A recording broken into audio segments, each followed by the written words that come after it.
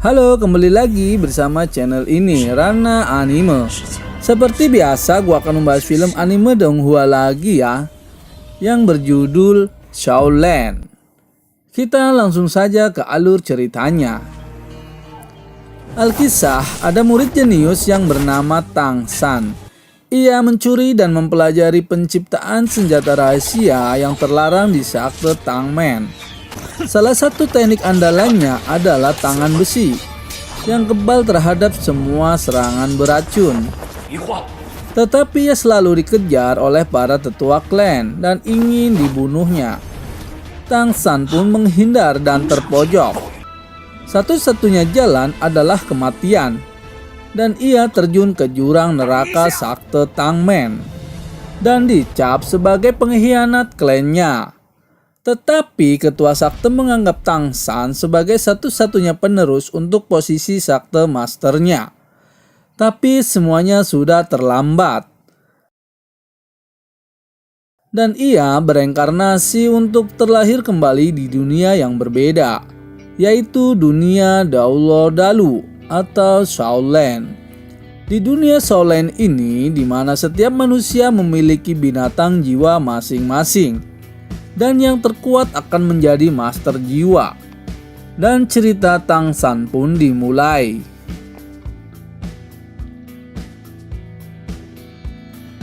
Tang San tinggal di desa terpencil bersama ayahnya yang bernama Tang Hao. Ayahnya adalah master jiwa terkuat di masanya, tetapi ia menyembunyikan kekuatan jiwanya dari Tang San dan menjadi pandai besi di desanya. Tang San sepintas masih ingat di benaknya bahwa ia adalah anggota sekte yang jenius dengan senjata rahasia dan kekuatan jiwa yang ada di dalam dirinya.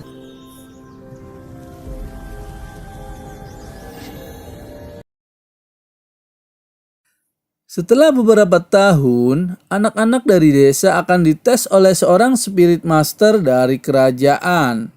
Apakah mempunyai bakat dan kekuatan jiwa atau tidak? Kepala desa pun mengumpulkan anak-anak dan mengujinya.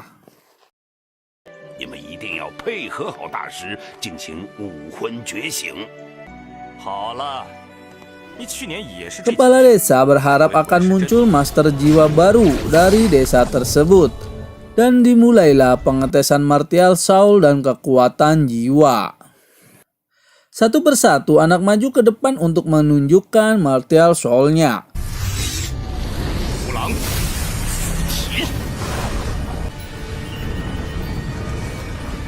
Anak pertama muncul martial soul berupa sabit, dan dinilai oleh pemandu itu hanyalah soul sampah.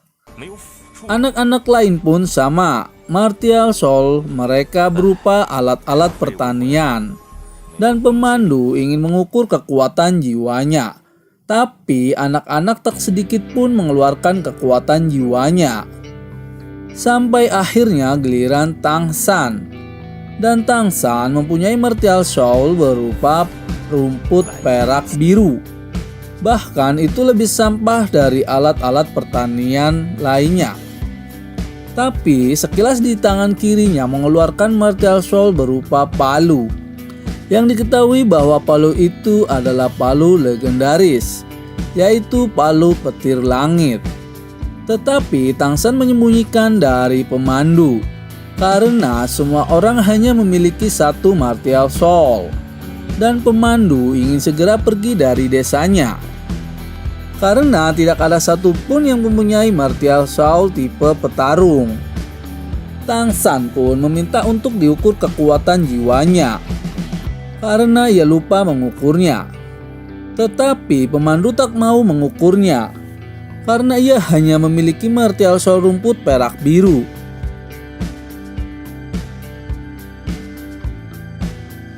Tapi hal yang tak terduga pun terjadi. Tang San memiliki kekuatan jiwa penuh, yaitu level 10. Dan pemandu seketika kaget karena pemandu sendiri hanya memiliki kekuatan jiwa level 2 saja. Tetapi pemandu sangat menyayangkan hal itu karena akan sia-sia.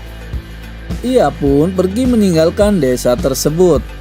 Setelah kejadian tersebut, Tang San ditawari oleh kepala desa untuk sekolah khusus belajar master jiwa dan melatih spirit masternya di kota. Dan Tang San meminta izin ke ayahnya.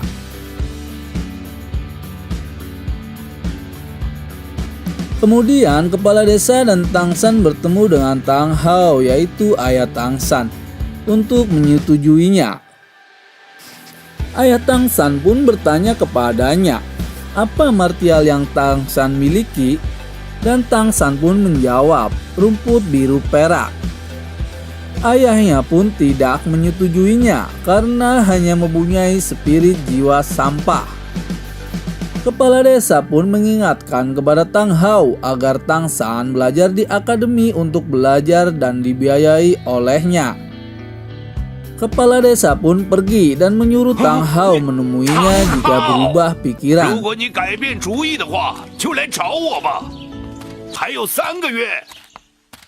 Di saat kepala desa pergi, Tang San berdiskusi dengan ayahnya.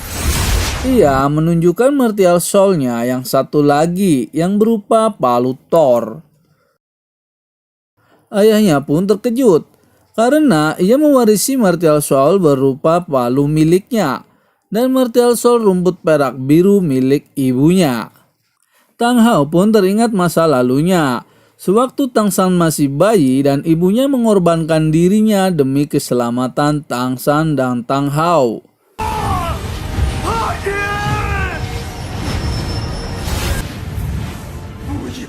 Setelah itu, Tang Hao menjelaskan bahwa ia memiliki martial soul ganda. Di saat itu juga, ayah Tang San menyetujuinya untuk masuk ke akademi. Dengan catatan, Tang San tidak boleh menunjukkan palunya kepada orang lain atau membiarkan orang tahu bahwa ia mempunyai martial soul ganda. Ia hanya boleh memperlihatkan martial soul rumput perak biru saja.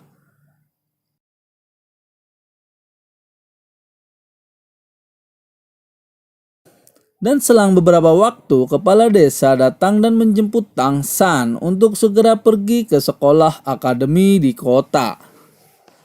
Singkat cerita, akhirnya Tang San sampai di sekolah akademi.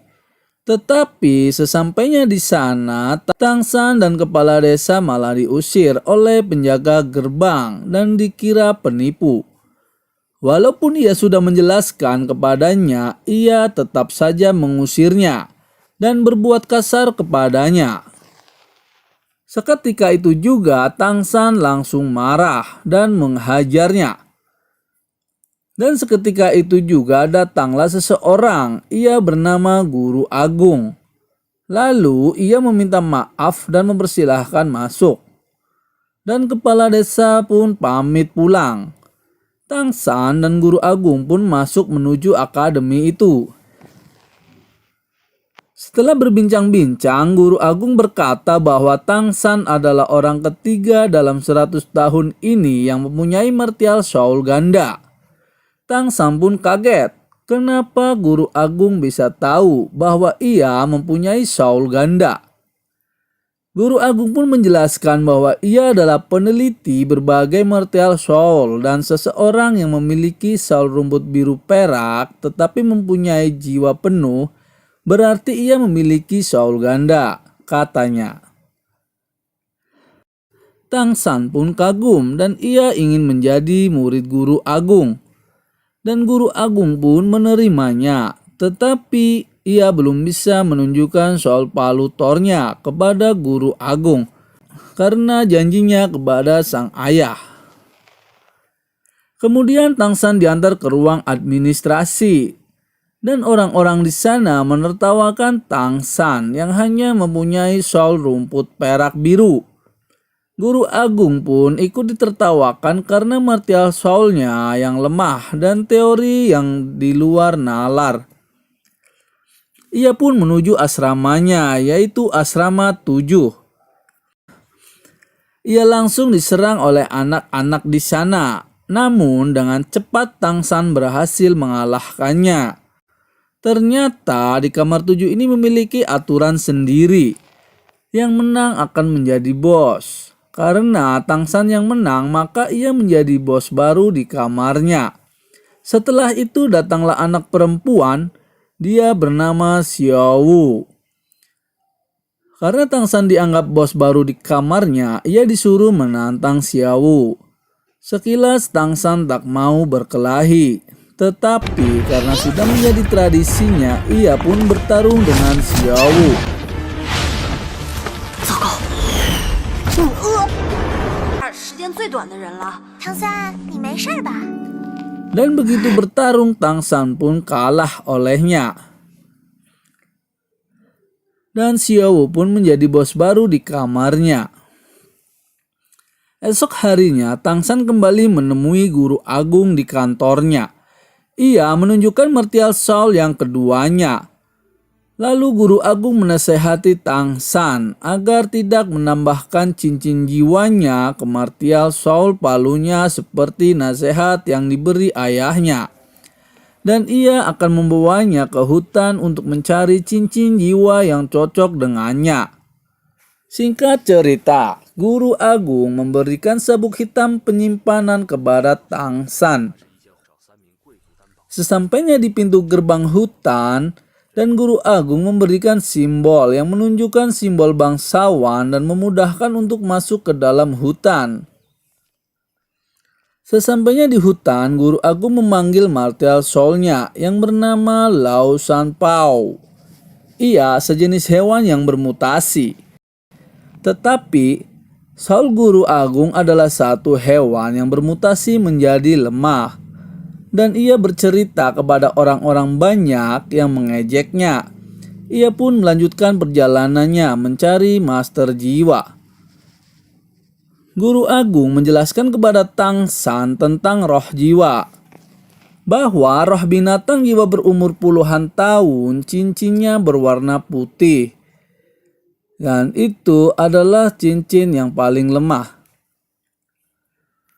Di atasnya ada roh jiwa ratusan tahun dengan cincin roh berwarna kuning. Dan ribuan tahun dengan cincin berwarna ungu. Kemudian roh jiwa puluhan ribu tahun dengan cincin berwarna hitam. Dan roh jiwa ratusan ribu tahun berwarna merah.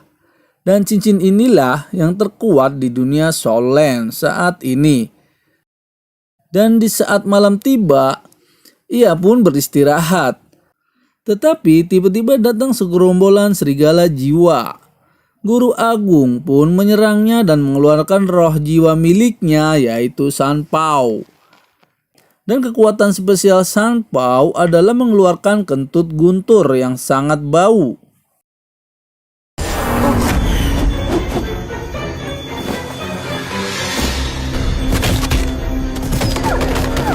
Seketika itu juga serigala mati. Tetapi cincin jiwanya tidak ada yang cocok dengannya. Ia pun dikejutkan dengan sesosok ular yang sangat besar, yaitu ular mandrake. Ular yang sangat berbahaya dan diperkirakan umurnya sekitar 400 tahunan. Di saat Shan Pao bertarung dengannya, ia kewalahan dan memilih lari meninggalkan ular itu bersama.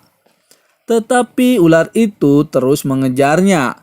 Tang San tidak mempunyai pilihan selain menghadapinya. Ia pun memutuskan menyerang ular tersebut dengan skill dan senjata rahasianya. Akhirnya Tang San dapat mengalahkannya. Guru agung pun kaget bahwa Tang San dapat mengalahkan ular tersebut. Tang San pun menjawab itu hanya kebetulan. Sedang itu guru agung menjelaskan bahwa Tang San bisa mengambil roh jiwanya dan menyatukan dengan Saul rumput perak birunya.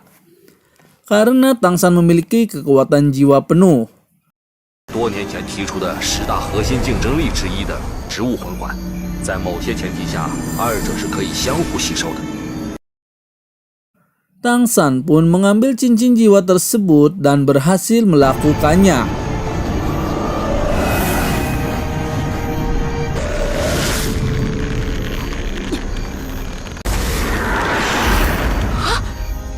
Dan di saat itu juga Guru Agung hampir pingsan karena terkena racun ular tersebut. Tang San pun menyembuhkan dengan kekuatannya. Guru Agung pun heran dan bingung dibuatnya. Kenapa Tang San dapat menyembuhkannya, dan Tang San menjawab kepadanya, itu hanya kebetulan. Guru Agung meminta agar Tang San agar memperlihatkan cincin jiwanya yang baru saja ia dapatkan.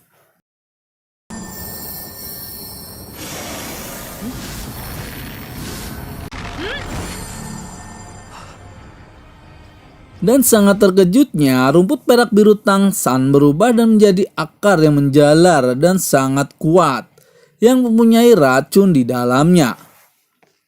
Seusai mendapatkan cincin jiwanya, Guru Agung dan Tang San segera pulang dan beristirahat.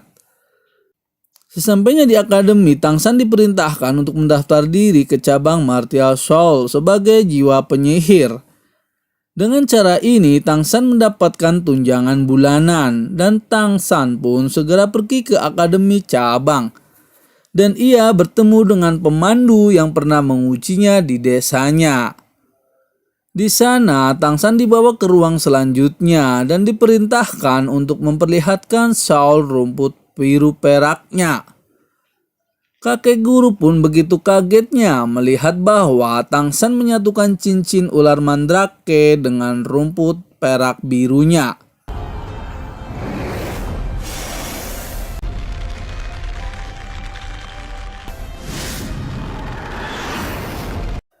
Ia menceritakan bahwa ia menyatukan sol rumputnya dan cincin jiwanya atas perintah Guru Agung. Dan ia sangat terkejut bahwa selama ini teorinya memang benar. Dan ia pun diterima sebagai penyihir resmi. Pada waktu perjalanan pulang, ia menemui pandai besi dan ia ingin bekerja paruh waktu sebagai pandai besi. Dan ia mempraktekkan pukulan palu sama seperti ayahnya.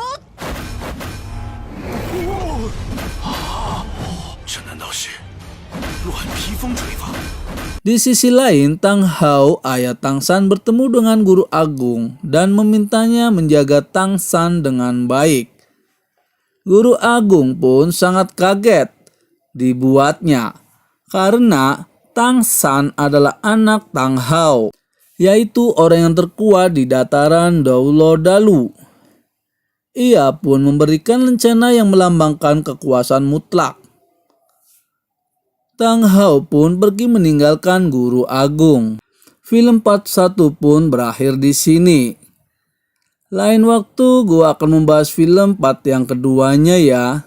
Jangan lupa like dan subscribe agar tidak ketinggalan anime-anime terbarunya ya. Sekian dan terima kasih.